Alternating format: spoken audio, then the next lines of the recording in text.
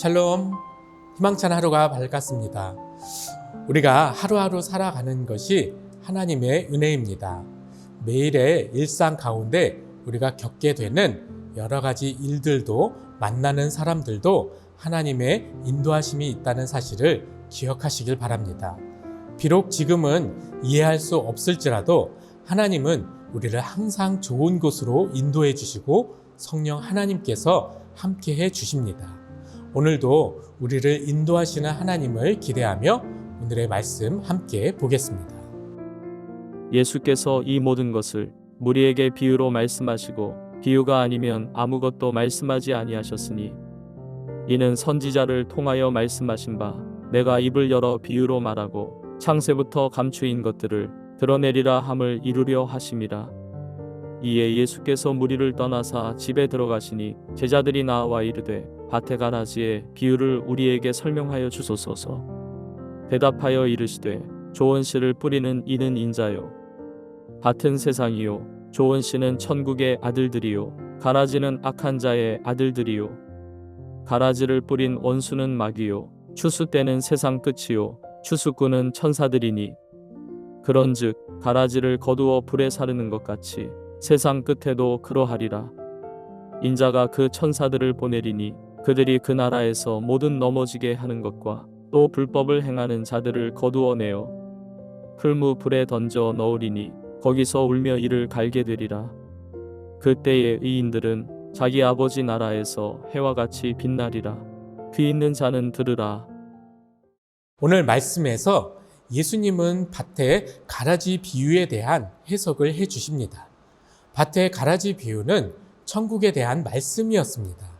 천국은 마치 자기 밭에 좋은 씨를 가져다 뿌린 자와 같다고 말씀하시고 그에 대해 해석해 주시는 말씀이 오늘의 본문 말씀입니다.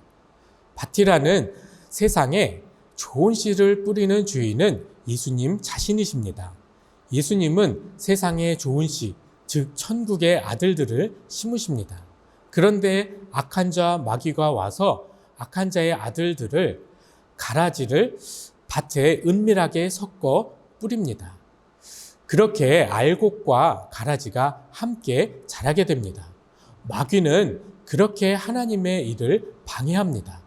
그래서 하나님의 역사가 있는 곳에는 항상 마귀의 방해와 공격이 있습니다. 그렇게 하나님의 아들들과 악한 자의 아들들이 함께 공존하며 마귀는 믿음의 사람들을 끊임없이 괴롭힙니다. 때로는 악한 자들이 그리스도인의 가면을 쓰고 공격하기도 합니다.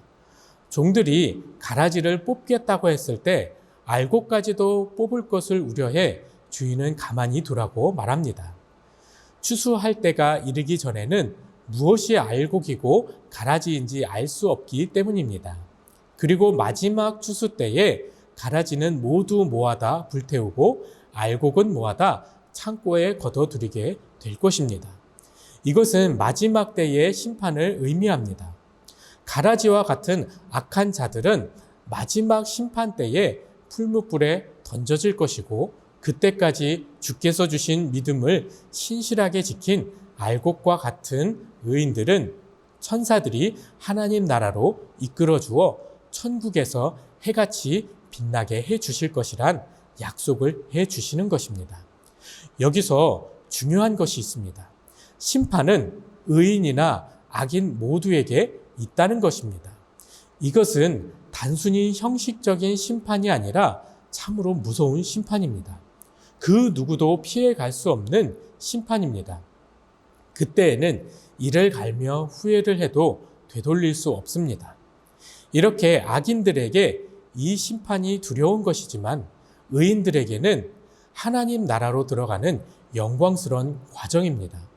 악인에게는 두려운 심판이 의인들에게는 이 심판의 과정을 통해 의를 인정받고 천국에 입성하는 영원한 은혜를 누리게 되는 것입니다. 그 심판이 있기 전까지는 즉 알곡과 가라지가 완전히 구분되어 천국과 지옥이 결정되기까지는 세상에서 공존해야 합니다. 그동안 마귀는 하나님의 거룩한 사역을 방해하고 그리스도인들을 악의 길로 빠뜨리려 합니다. 의인은 악인의 공격에도 신실하게 믿음을 지키며 하나님 나라를 기다려야 합니다. 세상에서 악한 세력과 공존하며 살아가는 것이 우리가 믿음을 지키는 것을 참 어렵게 합니다. 때로는 세상의 방법으로 살아가는 것이 더 지혜로워 보이고 합리적으로 보이기까지 합니다. 그래서 세상의 성공을 추구하며 알곡인지 가라지인지 구분되지 않은 채 살아갑니다. 다윗의 삶에 있어서도 그것이 참 이해되지 않을 때가 많았습니다. 하나님의 말씀대로 살았던 자신은 도망다니며 비참하게 살지만 악인들은 승승장구하는 부조리함 속에서 자신의 믿음까지도 흔들릴 때가 있었습니다. 이해되지 않은 시간들이 참 많았습니다.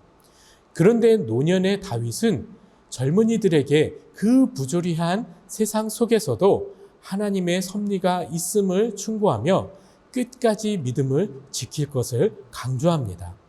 하나님의 의와 마귀의 악이 공존하는 세상에서 믿음을 지켰더니 결국 선한 길로 인도해 주시는 하나님을 발견할 수 있었기 때문입니다.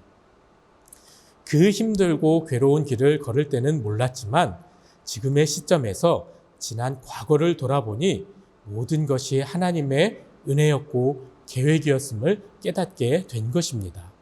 하나님은 공의의 하나님이시기 때문에 믿음을 지킨 자들을 끝까지 이끌어 주십니다.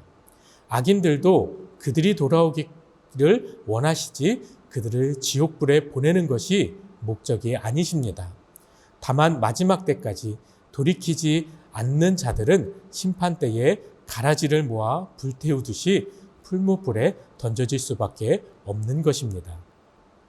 이렇게 의인과 악인이 공존하는 세상에서 때로는 누가 의인이고 악인인지 구별하기 어려울 때도 있습니다.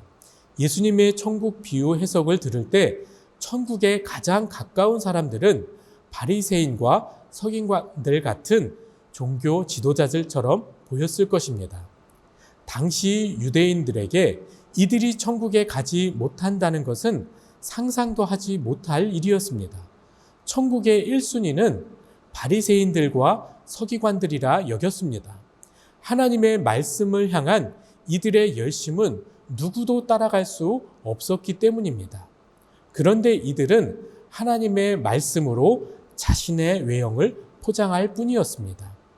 알곡인 줄 알았던 이 종교 지도자들은 겉만 화려한 가라지였던 것입니다. 앞서 마태복음 5장 20절에서 예수님은 너희 의가 서기관과 바리새인보다 더 낫지 못하면 결코 천국에 들어가지 못하리라고 말씀하셨습니다. 율법의 행위만을 지켰던 이들은 율법의 완성이신 예수님을 알지 못했습니다. 율법의 형식만 지켰던 바리새인과 서기관들은 알맹이 없는 겉모습만 있는 가라지였습니다. 바리새인과 서기관보다 더 나은 의인은 율법을 철저하게 지키는 행위가 아니라 율법의 완성이신 예수 그리스도를 믿는 것입니다. 마지막 날에 의의 심판을 받아 하나님의 나라에 입성하는 것은 오직 예수 그리스도를 향한 믿음뿐입니다. 그리고 그 믿음은 그 마지막 날이 이르기 전까지 지켜나가야 합니다. 그리고 우리 주님께서 원하시는 것은 그 믿음을 우리만 간직하는 것이 아니라 세상 사람들에게, 심지어 악인들에게까지 전하여 그들이 돌이켜 믿음을 갖게 하는 것입니다.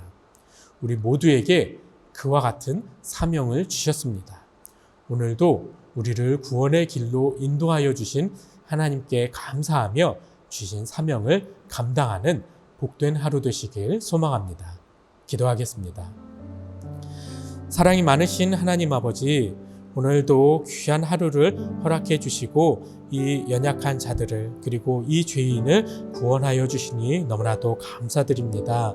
하나님, 세상은 하나님의 너무나도 큰 은혜와 마귀의 악한 세력들이 공존합니다. 그렇게 공존하는 세상 가운데에서 우리에게 믿음을 허락하여 주시고 하나님의 자녀로 살아가게 하여 주시니 너무나도 감사드립니다. 하나님, 우리가 또 그 악인들에게 또 복음을 전하며 살아가길 간절히 원합니다.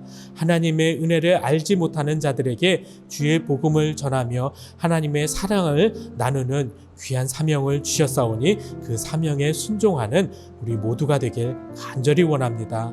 오늘 만나는 한 사람 한 사람에게 주님의 그 사랑과 은혜를 나누게 하여 주시옵시고 우리에게 먼저 주신 그 사랑 잊지 아니하고 또 세상 가운데에 주의 복음을 전하는 우리 모두가 될 수 있게 주님 축복하여 주시옵소서. 오늘 하루도 주님의 그 사랑을 만끽하며 주님께 감사와 찬양, 영광 올려드리는 믿음의 하루, 은혜의 하루 될 수 있게 주님 축복하여 주시옵소서. 이 모든 것 주님께 감사드리며 예수님의 이름으로 기도합니다. 아멘.